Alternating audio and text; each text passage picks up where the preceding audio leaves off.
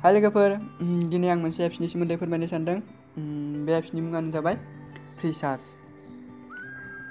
नोंथांमोनाव बे एप्लिकेशना डाउनलड खालामनाय गैयाब्ला बा इनस्टल खालामनाय गैयाब्ला नोंथांमोना प्ले स्ट'रनिफ्राय इनस्टल खालामनानै लानो हागोन।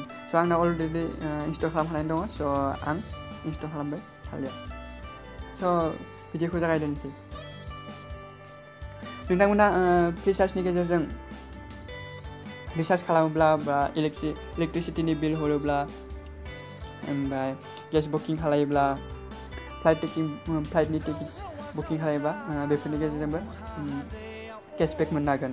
बेवहाय अनलि रिचार्जआवल' आखै, बेवहाय गोबां अफार होगासिनो दङ। स' नोंथांमोना मोजाङै नायनानै बे अफारनि मुलाम्फा दैखांनो हागोन। स' आं दिनै रिचार्जनि सोमोन्दै फोरमायनो सानदों आरो आंबो बेवहाय रिचार्ज खालामनानै अलरेडि केशबेक लाखांबाय। स' नोंथांमोना आंनि केशबेकखौ नायनो हागोन। बेनो आं रिचार्ज खालामनायनि गेजेरजों 75 रुपिस केशबेक मोनबाय। स' नोंथांमोनाबो बेनि केशबेकनि अफारखौ मुलाम्फा दैखांनो हागोन। बेवहाय बे अफारखौ लानो थाखाय नोंथांमोना अफार अप्सनाव क्लिक खालामखांनायनि उनाव नोंथांमोना रिचार्ज अप्सनाव क्लिक खालाम। रिचार्ज अप्सनाव क्लिक खालामनायनि उनाव नोंथांमोना फार्स्ट लाइनाव नुनो मोनगोन get 100% cashback up to 75 rupees on your first recharge.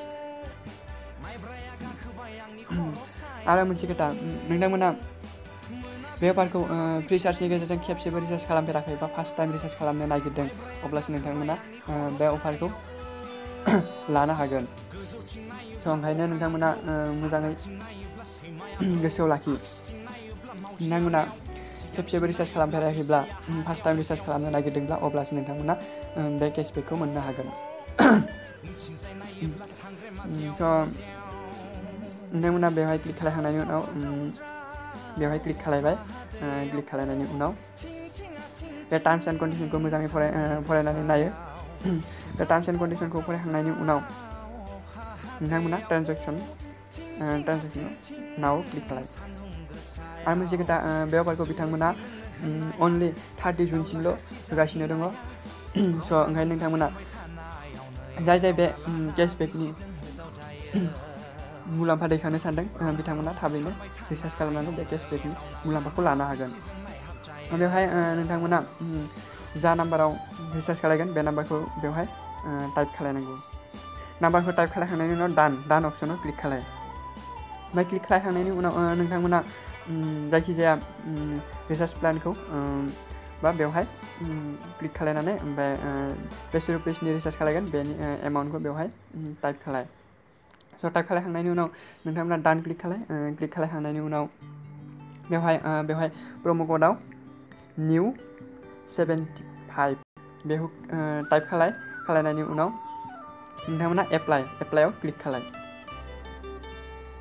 एप्लाइआव click खालामखांनायनि उनाव नोंथांमोना डेबिट कार्ड बा नेट बेंकिं बेनि गेजेरजों नोंथांमोना रिचार्ज खालामनो हागोन। रिचार्ज खालामनायनि उनाव पे इउजिं बेलेन्स बेवहाय क्लिक खालाम, अब्ला नोंथांमोना रिचार्जआ कमप्लिट जागोन। स' आं अलरेडि लाखांबाय, स' ओंखायनो आं नेक्स्ट टाइम आरो बे अफारखौ लानो हानाय नङा। स' नोंथांमोनाबो बे अफारखौ लानो गोसो दंब्ला बेबायदिनो लानो हागोन।